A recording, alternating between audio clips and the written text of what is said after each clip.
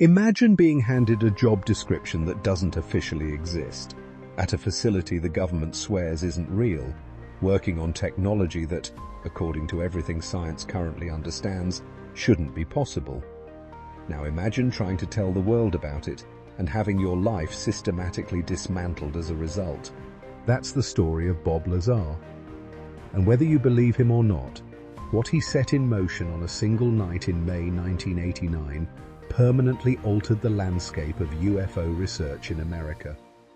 Las Vegas, Nevada, May 15, 1989. On local television station KLS, investigative reporter George Knapp sat across from a man identified only as Dennis, shot in silhouette, voice altered, identity concealed. The man claimed to work at a classified military installation that the US government officially denied existed, and he claimed that inside that installation, the government was doing something that would shatter the public's understanding of reality. He said there were 9 flying saucers of extraterrestrial origin being stored, studied, and reverse-engineered by American scientists. The installation he was describing was Area 51. The reaction was immediate and intense. Some people dismissed it outright. Others were transfixed. But what made this different from the usual parade of UFO claims was the specificity. This wasn't vague talk of lights in the sky or blurry photographs. This was a man describing, in technical detail, the internal workings of craft he claimed to have personally examined. He talked about propulsion systems, about reactor configurations, about the physics of how these objects moved through space.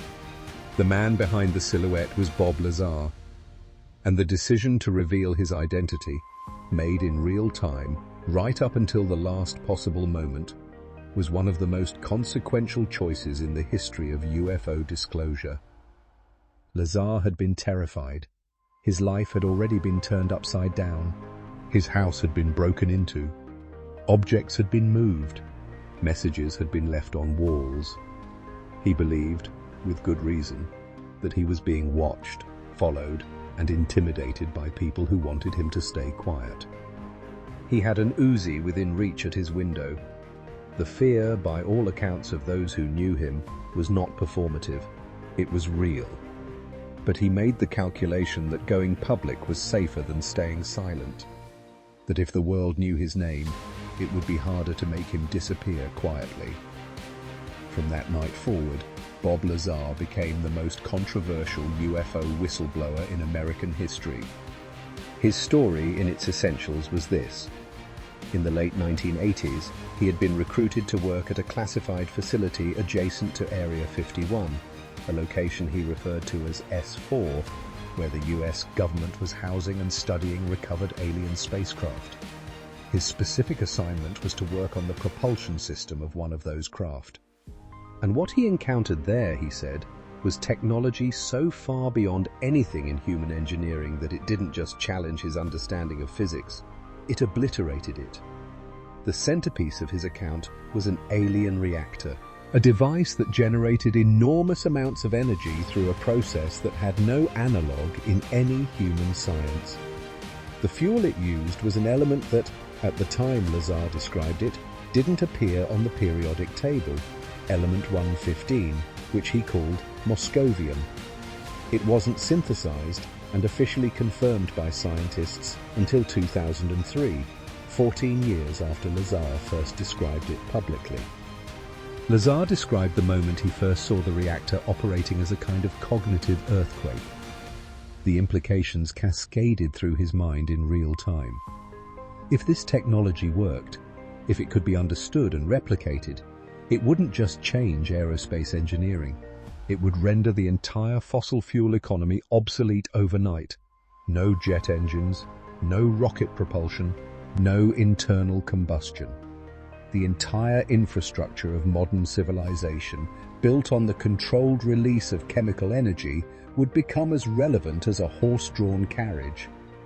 The whole thing changes, he said. The entire world, the economy, everything would go end on end just from understanding how that machine worked. For decades after his 1989 television appearance, Lazar largely retreated from public life. He didn't seek the spotlight. He didn't write books or go on speaking tours. He ran a scientific supply company in Michigan and, by most accounts, tried to live as normal a life as possible for a man whose name had become synonymous with one of the most explosive claims in modern history. But the story wouldn't stay buried. Now, before we go further, if you're watching this as part of our Alien Life playlist and you haven't subscribed yet, now is a great time.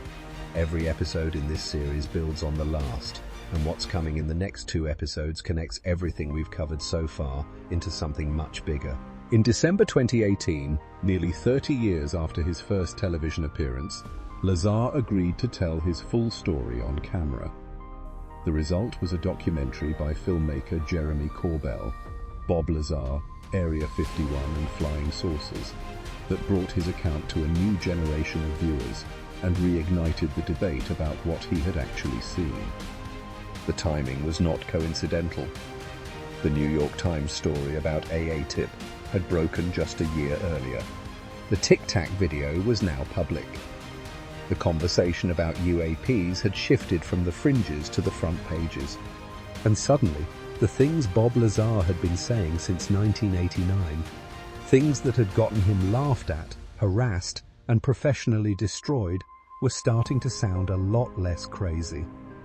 There probably wouldn't be this awareness of Area 51 without Bob Lazar, one researcher noted. And now, with the film, he was back in the public eye at exactly the moment when the public was finally ready to listen.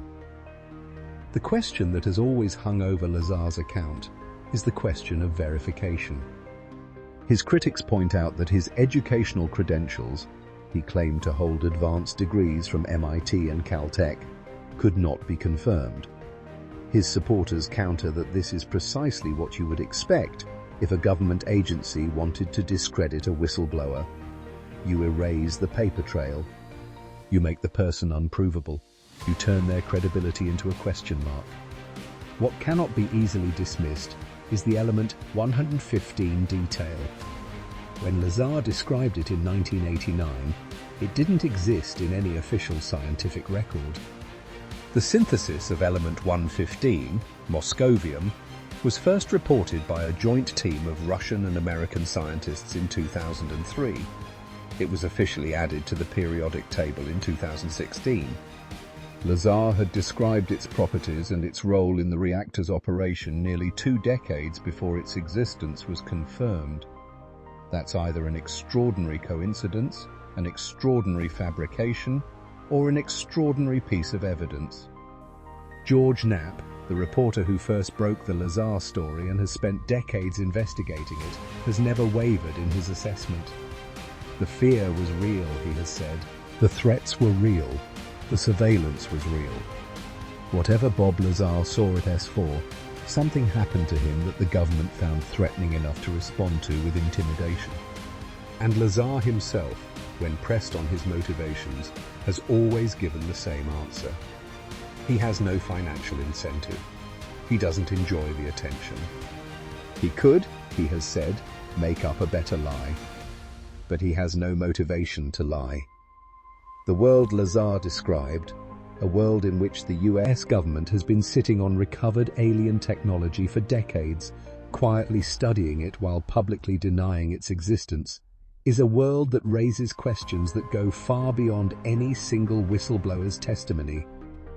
If he's telling the truth, even partially, then the implications for everything we think we know about human technological development, about the space program, about the energy economy, are staggering. And here's the thing that makes this story impossible to simply set aside. Bob Lazar is not alone. He is one data point in a much larger pattern. A pattern of military personnel, intelligence officials, and government insiders who have, at great personal cost, stepped forward to say that what the public has been told about UFOs is not the whole story. The next piece of that pattern came not from a whistleblower, but from the government itself. In June 2021, the Pentagon released a report that, for the first time in American history, officially acknowledged that it could not explain what its own military pilots had been seeing in the sky. What that report said, and what it carefully didn't say, is the subject of our next episode. The next episode covers the government report that stunned even the most seasoned UFO researchers. Subscribe and keep watching. It's all connected.